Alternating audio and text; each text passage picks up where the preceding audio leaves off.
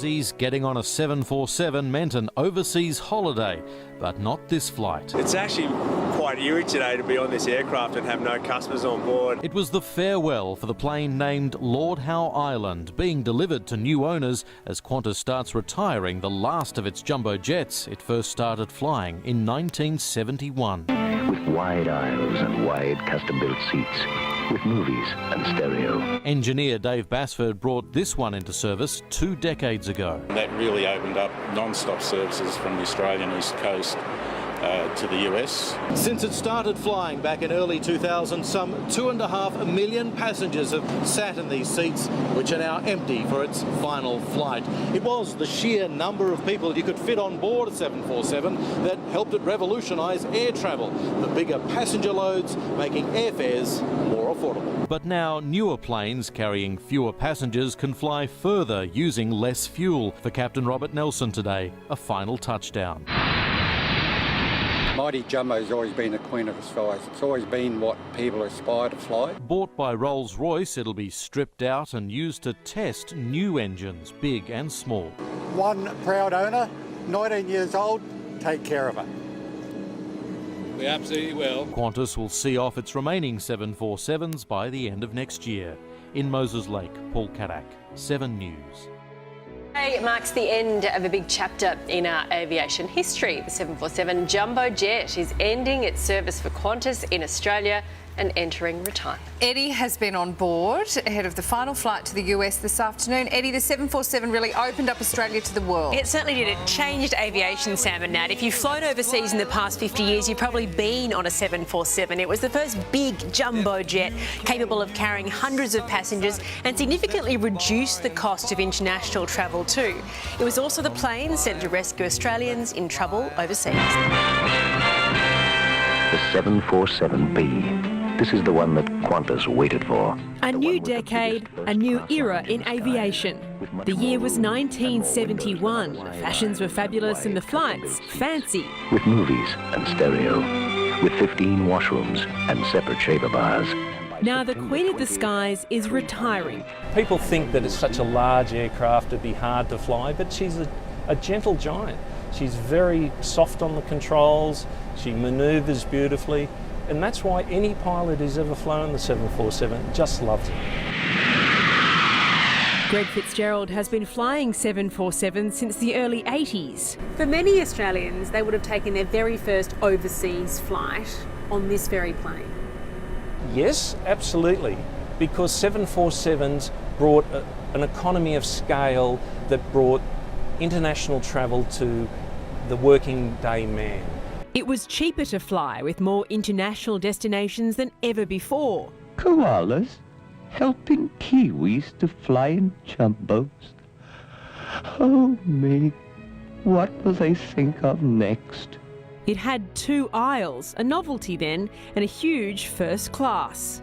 We're used to this now with the Airbus, but this was really novel, wasn't it, back then? Oh, back in the early 1970s when we first started flying them, this was exceptionally novel. Now, people couldn't believe how big this aeroplane was once they got inside. Capable of carrying over 300 passengers, double that after Cyclone Tracy. We had 674 passengers on board. And to this day, that's a world record for the most people ever uplifted on a 747. It also rescued Australians after the Boxing Day tsunami, from Egypt after the Arab Spring, and most recently from Wuhan in China. I took the second one out, which was very, very satisfying because we brought out over 250 people, but on my particular flight I had over 150 unaccompanied children. And to bring young Australian children home back to their parents was very, very satisfying. But when you're on a rescue flight, everything's exaggerated and people are just so happy to be back on effectively Australian soil heading home.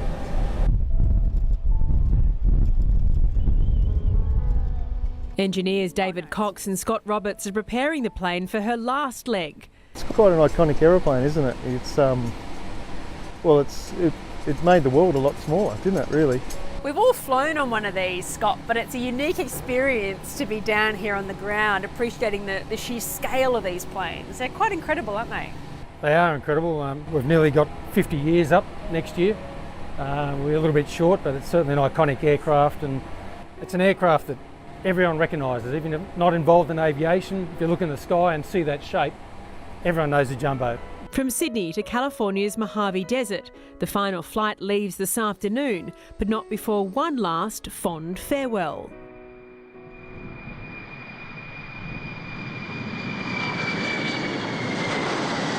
First Officer Andrew Packwood has flown more than 11,000 hours in the 747. Wow, morning to you. This must be a bittersweet day for the Qantas family. Good morning.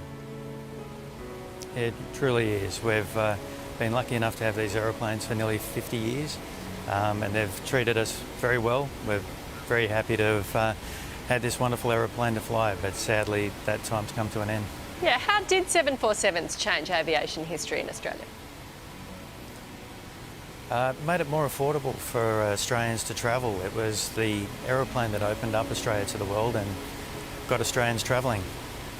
They also broke records, didn't they? Qantas broke the record for the most people on a 747, evacuating people from Cyclone Tracy. A lot of people would remember that. That's right. We had 673 passengers on board for that evacuation.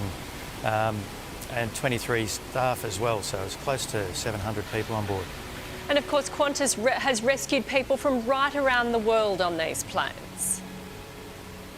We have. After the Bali attacks, we brought Australians back, and more recently with the Wuhan repatriation flights, getting Australians back to Australia. Yeah. What will you miss about these planes, Andrew?